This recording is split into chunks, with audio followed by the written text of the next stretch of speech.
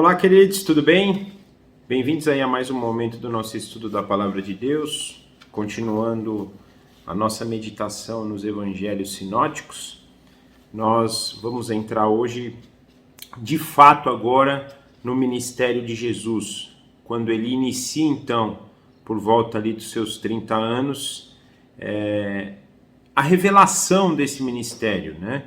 Jesus vem trabalhando já durante toda a história, depois do seu nascimento, mas agora nós vamos começar a perceber a revelação desse ministério para aquelas pessoas daquele momento e que servem para nós também, né? Nós estudamos até o encontro passado todo esse processo inicial e na semana passada especificamente sobre o ministério de João Batista, qual foi o trabalho determinado por Deus para João Batista, de anunciar a chegada desse Messias prometido, e agora nós vamos então passar para esse momento. Mas antes vamos orar, pedir a orientação de Deus, para que a gente possa absorver tudo aquilo que Ele tem a nos ensinar. Papai, muito obrigado por mais uma vez o Senhor nos incentivar a estarmos aqui diante da Tua Palavra, diante do Senhor, diante do Teu Espírito agindo em nós, na verdade, com o Teu Espírito habitando em nós, nos ensinando, transformando o nosso coração, pela revelação que temos do nosso Senhor Jesus Cristo, do Senhor, porque o Senhor veio a esse mundo, o Senhor como Deus se fez carne, a luz que veio para o mundo para trazer essa clareza, para nos tirar da escuridão, e só quando olhamos para o Senhor, o autor e consumador da nossa fé, é que temos o entendimento pleno daquilo que é o desejo do Pai para nós e aquilo que o Espírito Santo tem nos transformado dia após dia. Então nós pedimos humildemente que o Senhor trabalhe os nossos corações nessa direção, para que possamos cada vez mais parecer com o Senhor, cada vez mais sermos plenos do Espírito Santo e seguirmos os desígnios que o nosso Papai já nos deixou desde a eternidade. Nós entregamos esse momento nas Tuas mãos e agradecemos em nome do nosso Senhor Jesus. Amém. Então, gente, nós vamos começar um primeiro trecho aqui, quando Jesus vem, então, para o batismo. Essa passagem ela é revelada nos 4 ministérios, então, tanto Mateus, quanto Marcos, quanto Lucas, quanto João, relatam esse momento do batismo de Jesus, e nós vamos ter a oportunidade de olhar principalmente para os 3 sinóticos, mas vamos usar um pouquinho também do Evangelho de João para a gente entender o que foi esse momento e quão representativo ele é no ministério de Jesus e para as nossas vidas também, né? Então, se a gente observar, por exemplo, o Mateus capítulo 3, versículo 13, nós vemos a chegada de Jesus, assim como Marcos capítulo 1, versículo 9 e Lucas capítulo 3, versículo 21, parte A. Os 3 dão o mesmo sentido, né? E diz: então veio Jesus da Galileia ao Jordão para ser batizado por Jesus. Eles têm pequenas mudanças, então esse que eu li foi o relato de Mateus. O relato de Marcos, ele diz que veio Jesus de Nazaré da Galileia, ele acresce esse termo Nazaré, mas também diz que foi batizado, e Lucas nesse ponto, ele é o mais sucinto deles, ele fala: quando o povo estava sendo batizado, também Jesus o foi. E aqui eu gostaria de pensar em 2 detalhes que me chamaram a atenção: o fato de Mateus e Marcos, né, declararem Jesus como vindo de Nazaré, vindo da Galileia, e penso que isso vai ter muito ênfase em trazer esse conceito para nós do cumprimento das profecias, de que Jesus era o Galileu, que viria, né, da região da Galileia, por exemplo, em Isaías 9, no versículo 1 e 2, ele traz muito isso. O próprio Mateus, no capítulo 2, 23, disse que existiam profecias, apesar de a gente não encontrar isso na Bíblia, existiam outras profecias do antigo do povo de Israel, né, no período do Antigo Testamento, de que viria de Nazaré o resgatador também. Então, quando ele está trazendo esse conceito de Nazaré, de Galileia, os dois trazem, nesse conceito do cumprimento, né, que o Messias viria, mais uma vez reforçando o fato de que Jesus era o Messias. E Lucas também traz algo interessante para a gente, porque ele diz, né, quando todo o povo estava sendo batizado. Lucas vai ter uma ênfase no seu evangelho muito nessa direção, mostrando a questão da humanidade de Jesus, mas do relacionamento dele com a humanidade em geral e principalmente com os mais humildes, né? Então, não há um momento específico de Jesus sendo batizado, todo preparado para ele, né? Não, foi um batismo junto com o povo. O povo estava sendo chamado para o arrependimento pelo ministério de João Batista e Jesus vai, nesse momento também, vai ser batizado. Então foi algo que aconteceu ali, digamos que na forma cotidiana de que João Batista batizava. Não foi anunciado, não foi algo estrondoso, não, foi algo natural, que aconteceu junto com todo o povo que estava ali. E também isso nos chama a atenção que tinha muita gente ali. Porque quando fala, né, quando todo o povo estava sendo batizado, ou seja, haviam muitas testemunhas daquilo que a gente vai começar a perceber. Mateus ele traz um pouquinho mais de detalhe de que Lucas e Marcos, da cena do batismo, porque ele traz um diálogo de João Batista com Jesus, que a gente percebe nos versículos 14 e 15 do capítulo 3. Que diz assim: João, porém, tentou impedi-lo, dizendo: eu quero ser batizado por ti, e tu vens a mim? Respondeu Jesus: deixa assim por enquanto, convém que assim façamos, para cumprir toda a justiça. E João concordou. Né? Isso aqui eu penso que é para nos mostrar, e a gente também precisa entender que o ministério de João Batista até aquele momento era um ministério muito vistoso, né? Estava sendo reconhecido por todo o povo e até pelos líderes. Nós vamos ler mais para frente a passagem de João sobre a cena do batismo. Nós vamos perceber que os líderes de Jerusalém enviaram pessoas para investigar o que estava acontecendo ali, para investigar o ministério de João, mostrando que era um ministério proeminente, era um ministério que estava sendo realmente reconhecido. E eu entendo que Mateus aqui nos deixa isso claro, até para mostrar que João, apesar de ter este ministério e ser reconhecido pelo povo, ele centra em Cristo, ele mostra em cenas como essa que ele entendia que era um ministério extremamente pequeno, um ministério que era só de pronunciamento para aquele que viria, para o próximo, para o Messias prometido, e a ponto de ser algo tão grande, tão diferenciado, né, que ele não se achava digno. E no relato de João a gente vê isso, que ele fala que eu não sou digno de desatar as sandálias, né, do pé dele. Ele não se achava, ele não entendia como ele estava batizando o próprio Deus. Essa é a grande verdade, né?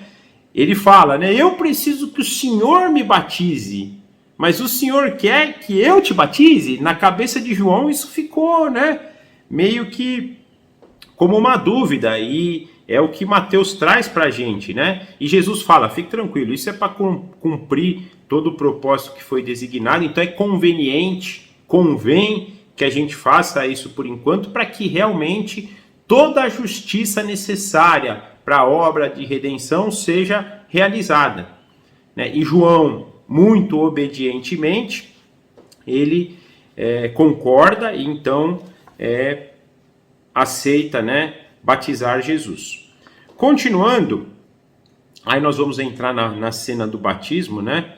E vemos aqui, por exemplo, no relato de Mateus, versículos 16 e 17 do capítulo 3, nos diz assim: assim que Jesus foi batizado, saiu da água. Naquele momento, os céus se abriram e ele viu o Espírito de Deus descendo como pomba e pousando sobre ele. Então uma voz dos céus disse: este é o meu Filho amado, em quem me agrado. O relato de Marcos é bem parecido, está no versículo 10 e 11 do capítulo 1, e nos diz assim: assim que saiu da água, Jesus viu o céu se abrindo e o Espírito descendo como pomba sobre ele. Então veio dos céus uma voz: tu és meu Filho amado, em ti me agrado. E o trecho que fala no Evangelho de Lucas, versículo 21, parte B, e versículo 22, nos diz: E quando ele estava orando, o céu se abriu, e o Espírito Santo desceu sobre ele em forma corpórea, como pomba. Então veio do céu uma voz: Tu és meu filho amado, em ti me agrado. Gente, um relato aqui de poucos versículos nos três evangelhos, né? E a gente às vezes corre o risco de não ter a noção real do que foi essa cena. E essa cena é uma das cenas mais maravilhosas da Bíblia, penso eu aqui, considero eu, porque essa cena nos mostra, primeiro, a revelação da Trindade em conjunto ali naquele momento, sendo revelada para todos os povos ali que estavam sendo batizados, como Lucas disse, né, todo o povo que estava sendo batizado. Ou seja, Deus ali estava se revelando como trino para aquele povo.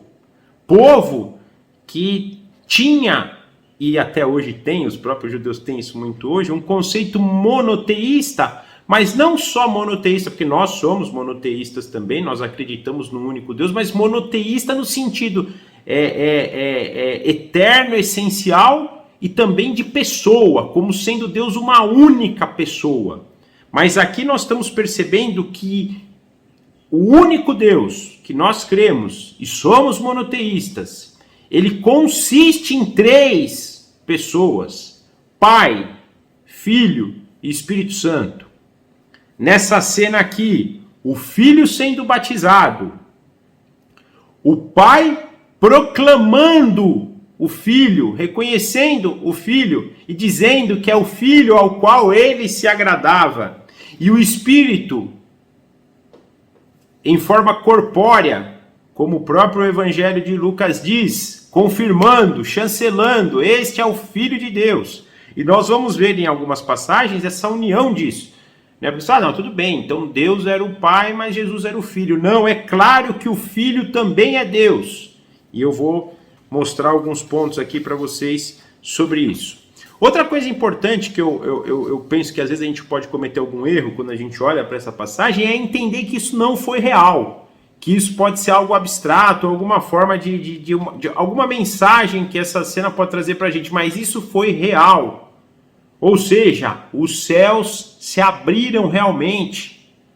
Jesus realmente recebeu o Espírito Santo repousando sobre ele em forma de uma pomba. Realmente o Espírito Santo estava, e Lucas enfatiza isso, em forma corpórea, em uma pomba. Ele tomou o corpo de uma pomba e repousou sobre Jesus. De novo, os céus se abriram, uma voz saiu do céu, dizendo para todos ali, todos ouviram: este é o meu Filho amado, ao qual eu me comprazo.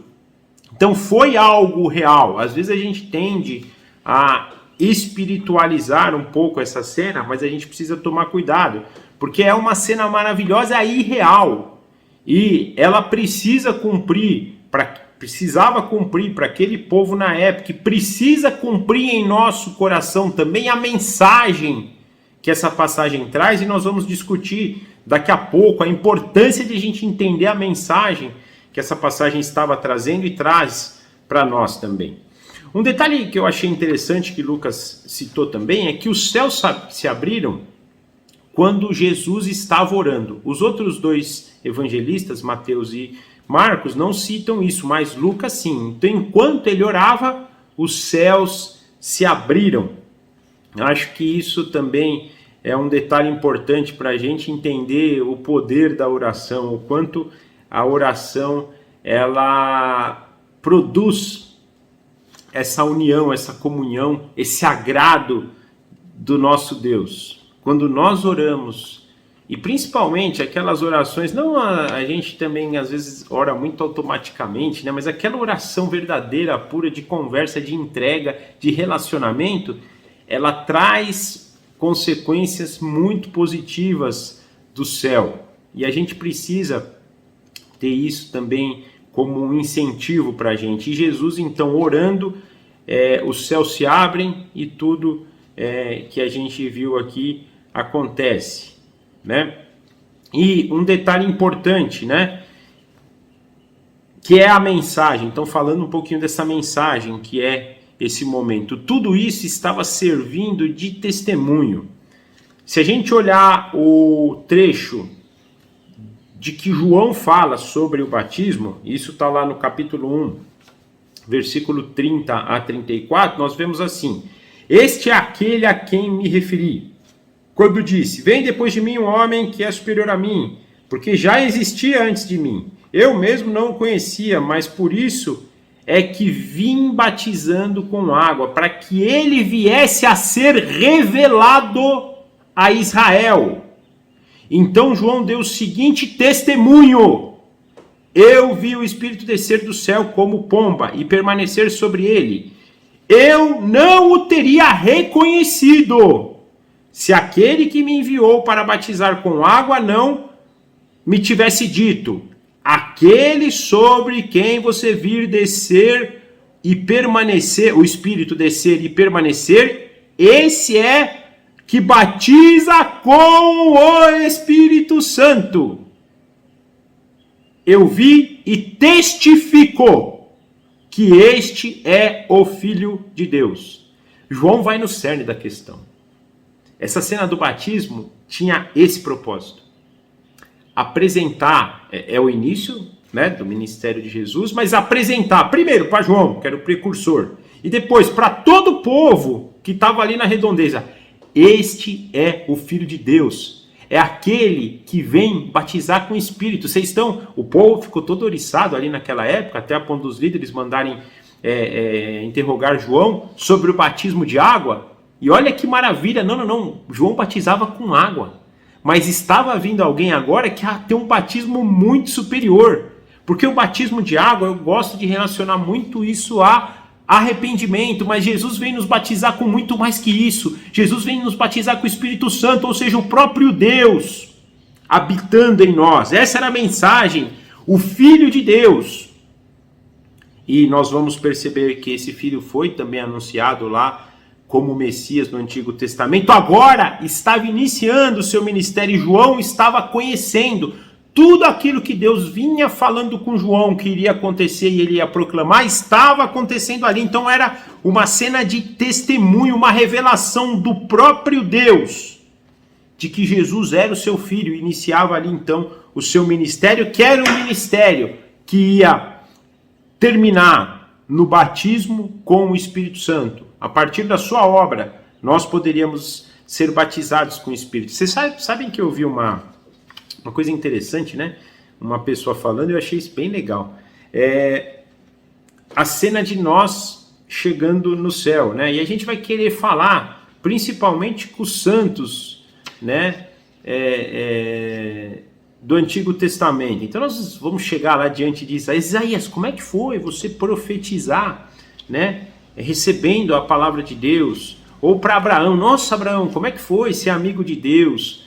A gente é ansioso por saber isso, e eles vão estar ansiosos, querendo nos perguntar como é que foi viver todo o tempo com o próprio Deus habitando em vocês. Porque um profeta, ele recebia a profecia de Deus e do Espírito, mas não era algo constante. O Espírito repousava sobre pessoas no Antigo Testamento, mas não era abundante, como a gente vê que isso começa em Atos lá, cumprindo o que Deus diz por meio de Joel: um dia eu vou derramar sobre toda a terra o meu Espírito, vocês vão sonhar, vocês vão profetizar. Isso já começa lá em Jesus e vai ter uma implicação final, mas nós temos hoje o Espírito habitando em nós, coisa que eles não tinham nessa abundância que nós temos hoje. E detalhe, né? Sobre todo o povo, toda a tribo, toda a nação, naquela época era restrito a Israel. Então olha o poder desse anúncio aqui. Eu testifico que ele vai batizar vocês com esse Espírito. Aquele Espírito que aparecia para algumas pessoas em alguns momentos, agora vai habitar em vocês, por meio da obra do Filho de Deus. Isso é algo, gente, maravilhoso para a gente entender, né? Às vezes a gente olha para trás e pensa nessas pessoas, mas nós temos muito mais do que eles, Nós temos hoje o próprio Deus habitando em nós. E às vezes a gente precisa pensar nisso porque não tem tesouro melhor, não tem tesouro maior, não tem coisa que a gente pudesse desejar mais na nossa vida. Aliás, o que a gente tem que desejar a partir de hoje, que a gente possa sair desse encontro consciente disso, é de buscar: o Senhor está em mim, cresce, me faça morrer, mortifica minha carne, cresce, Espírito, porque eu vou estar experimentando do próprio Deus, né? Lembrem-se, gente, Deus habita em nós. Outra coisa que eu queria que a gente pudesse meditar aqui hoje, né, que é uma revelação poderosíssima do ministério de Jesus e começa a nos ser declarada aqui agora, é que Deus era Pai. Deus é Pai. E nós vamos ver Jesus se referindo a Deus como Abba, né, na língua hebraica, que Abba tem a ver com papai. Não é só pai, ele é meu pai, não, ele é meu papai. Às vezes a gente, muitas vezes, né? A gente olha para Deus como Deus e Ele é Deus. Ele é soberano, Ele é magnífico, Ele é onisciente, onipresente, onipotente, Ele é eterno, Ele é imutável, Ele tem o universo na palma da mão, Ele é tudo. E nós devemos reverenciá-lo como Deus. Mas esse mesmo Deus, que de novo tem o universo na palma da nossa mão, quer pegar a gente no colo como um filhinho amado. Ele quer ser o nosso Abba, ele quer ser o nosso papai. Mais do que ele ser Deus, ele deseja mais ardentemente ser o nosso papai. Gente, a gente precisa ter noção disso. Muda a nossa mente, porque, de novo, a gente não vai perder a reverência que a gente tem que ter nele. Mas nós vamos entender que nós não somos órfãos.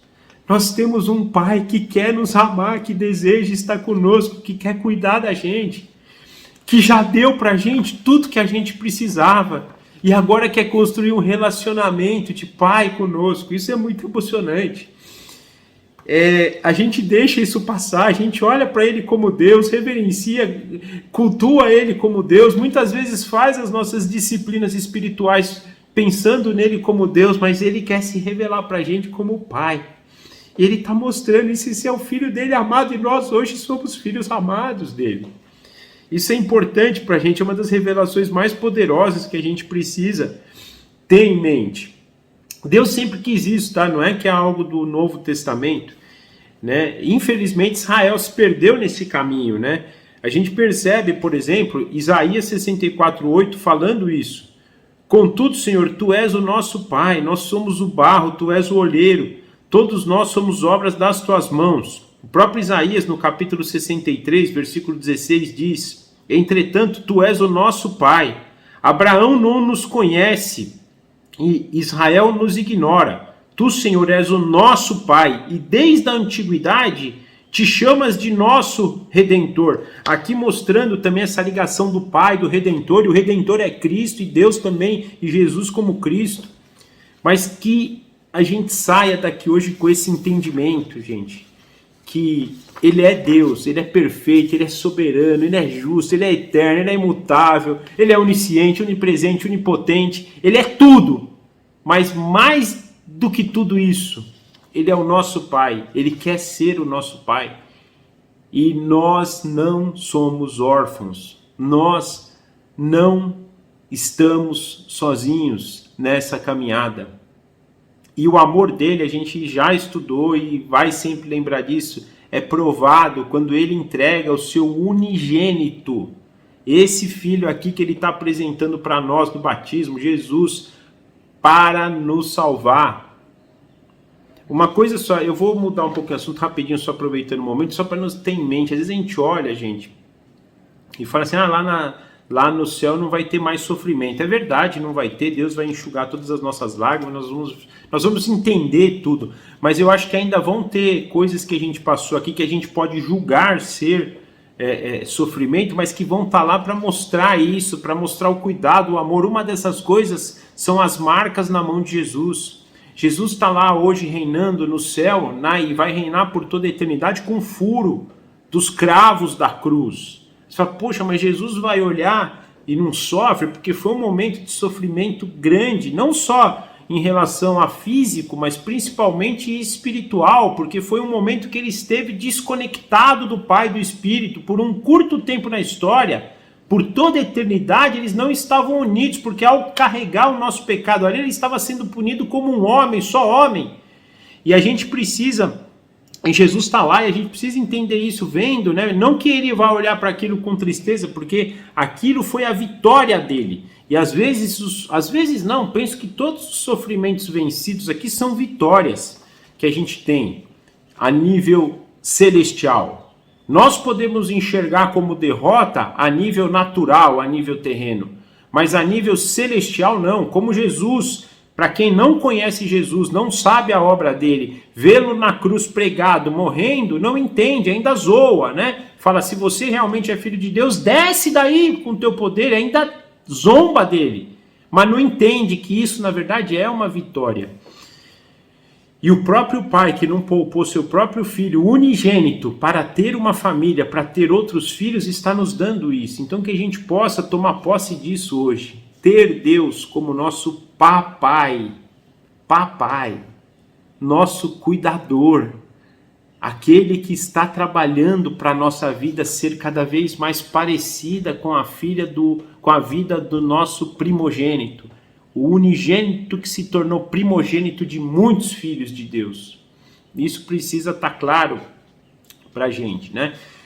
Voltando ao ponto que eu disse anteriormente de comprovar de que Jesus como filho era o Messias prometido, eu queria olhar para Isaías 9, versículo 6, que diz assim: porque um menino nos nasceu, um filho nos foi dado, e o governo está sobre os seus ombros.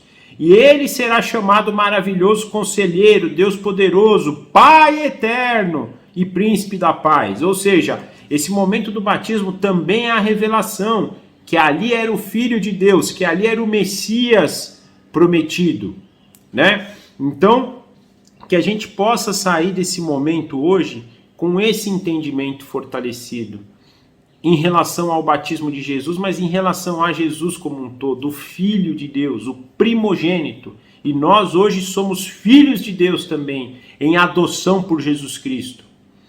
Fomos comprados pelo sangue do Cordeiro para sermos filho, para termos entendimento que temos um Pai que cuida de nós. O Messias, o Pai Eterno, o Príncipe da Paz, o maravilhoso Conselheiro, o Deus Todo-Poderoso. E eu digo que a gente tem que trazer isso como uma evidência muito grande, muito forte, orar para que a gente tenha essa convicção, porque às vezes a gente esquece, gente. E quantas pessoas que estavam ali naquele momento, que viram a voz de Deus falar, que viram o Espírito Santo descer e receberam o testemunho, não creram, ou desconfiaram em algum momento. O próprio João Batista teve problema com isso. João Batista, que é aquele que vinha recebendo essas revelações de Deus, que viu isso. Em dado momento, a gente percebe isso em Mateus 11, em Lucas 7, que ele manda 2 discípulos questionar: é você mesmo o Messias? Logicamente entendendo o desespero de João, que estava preso. Mas por quê? Porque a gente tem a ideia de olhar para um Messias vencedor aos olhos desse mundo. E às vezes, as derrotas desse mundo é que são vitórias celestiais e vitórias eternas. Ou seja, a morte de Jesus, que aos olhos do mundo é uma derrota e foi uma derrota, aos olhos celestiais é a maior vitória de todos os tempos, a vitória sobre o último inimigo, a vitória sobre a morte. A ponto da gente poder hoje falar: ô morte, onde está teu aguilhão? Cadê tua força, morte? Você já não tem mais, você foi vencida. Você foi derrotada. A gente precisa ter isso em mente, porque se a gente não tiver, a gente vai desfalecer em dados momentos. Porque a gente vai olhar para os sofrimentos. Eu falei esse relato de João. É isso, João estava num momento tenso de muito sofrimento. Então ele questiona, ele fala: poxa, mas você não era aquele Messias que ia vir com as vitórias aqui? Israel se perdeu em não conhecer Jesus por isso, porque achava que ia ser o Messias que ia vir destronar Roma com guerra, Vamos ganhar na guerra, no pau, ali na briga, na luta.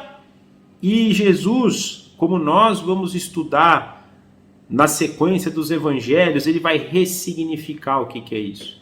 Nós estudamos isso no Evangelho de João, quando a gente começa a perceber uma ressignificação por meio do amor, mas nós vamos perceber agora que Jesus vai nos apresentar um novo conceito de reino. O padrão do reino de Jesus não é o padrão humano, é o padrão divino.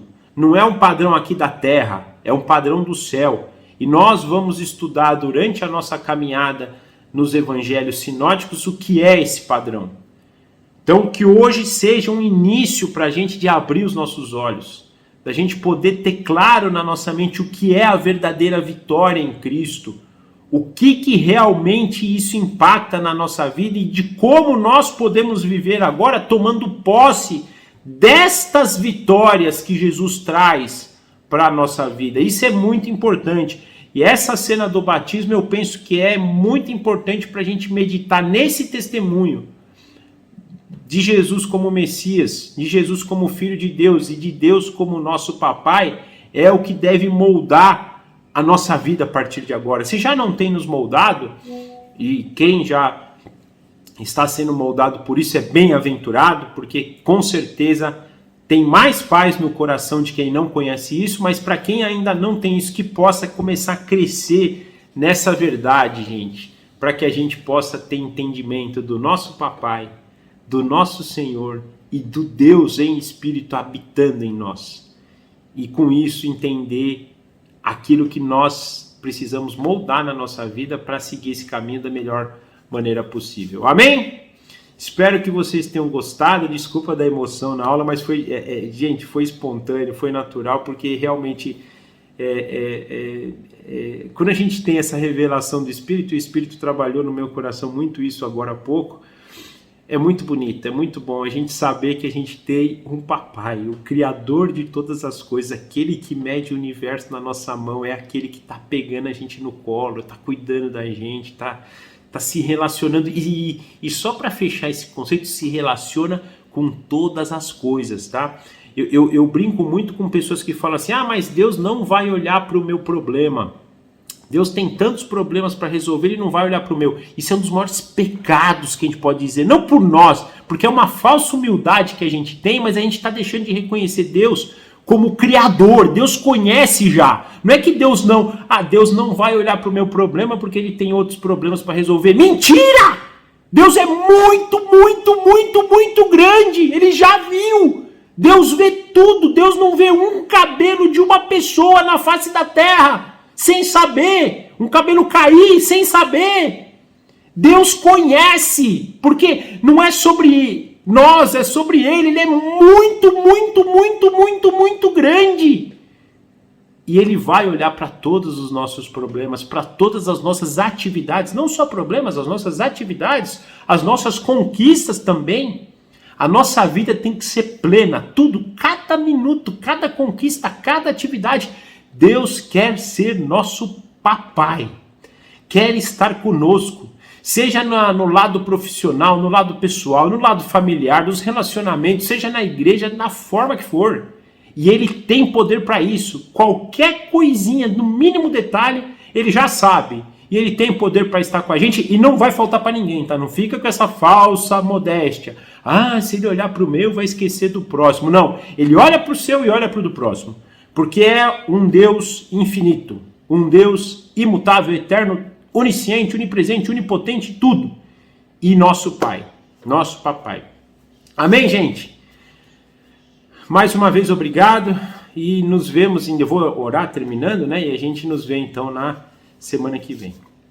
Papai, muito obrigado por mais um dia estarmos diante do Senhor e da Tua Palavra. Obrigado por falar o nosso coração. Como é bom quando o Seu Espírito trabalha os nossos corações e que isso possa acontecer sempre, possa produzir aquilo que o Senhor realmente espera de nós. Nós pedimos humildemente que o Senhor nos conduza em obediência, em crescimento, em maturidade, porque se não for o Senhor agindo, o Seu Espírito nos guiando, nós tendemos a retroceder. Então não nos deixe retroceder, nos faça olhar para frente, nos faça caminhar na tua direção e que possamos cumprir tudo aquilo que o Senhor nos tem designado. Entregamos a vida de cada um dos nossos irmãos nas tuas mãos, te agradecemos por tudo que o Senhor tem feito, por esse momento também, e nós pedimos que cresçamos na graça, na sabedoria, no entendimento e no enchimento do teu Espírito hoje e sempre. Nós oramos assim agradecidos no nome do nosso Senhor Jesus. Amém.